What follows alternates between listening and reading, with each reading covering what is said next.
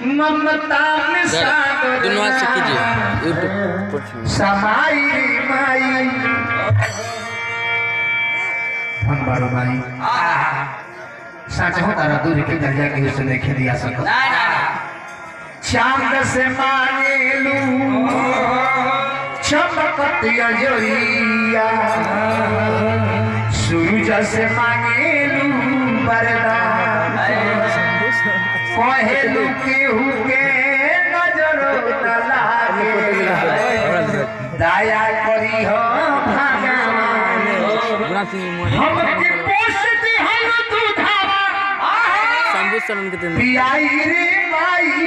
तोहरा ममता में सागर ना समाई रे माई वही माई से कहे करे ही मारी प्राणी मारी बोल रहे हैं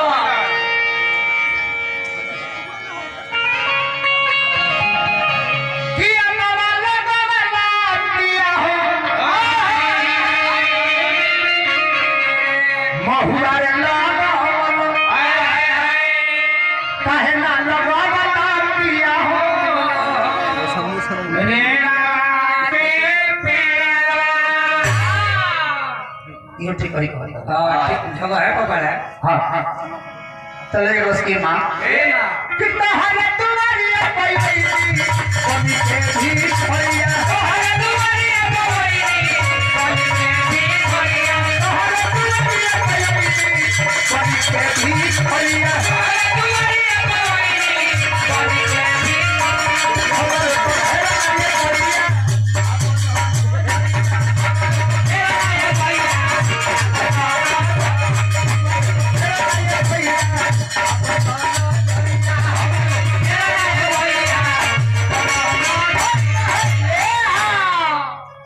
ये माई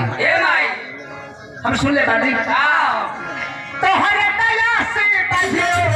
बड़े भी बहुत करिया तो हर दया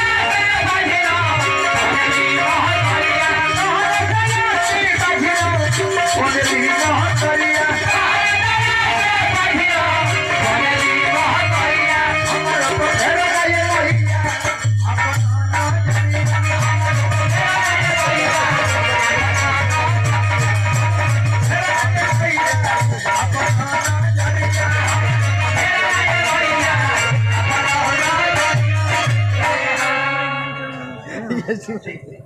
श्री डोमन राय ठेकेदार साहब भगवान से प्रार्थना करो ठेकेदारी बना रहे लेबर रोज घटल कहलस नहीं कि हे मां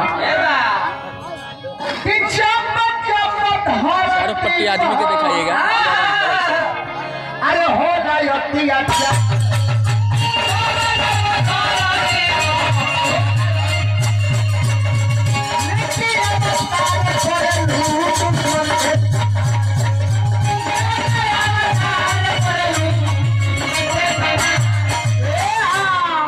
जब जब ये धरती पर अत्याचार होला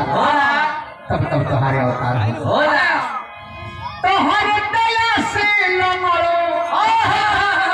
बैठे बैठे कुछ नहीं बैठ जाएगा बैठ जाएगा बैठ जाएगा बैठे आराम से बैठ जाए यादव बगलिया विकास मनोज शर्मा सूरदास की दुगुला पुराना आशीर्वाद दुलार प्यार बनावले रहे यही तो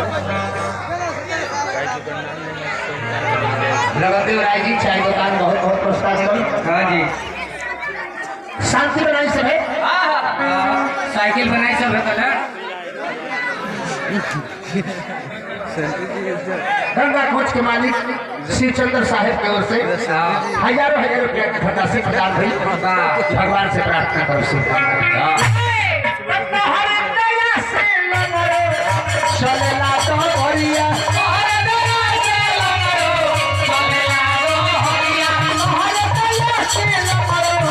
चलेला तो भरिया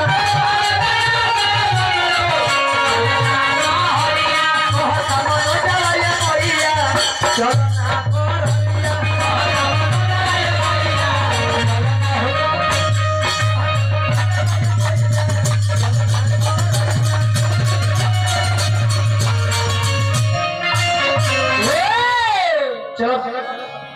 अब राम राम बोलो। चैन ला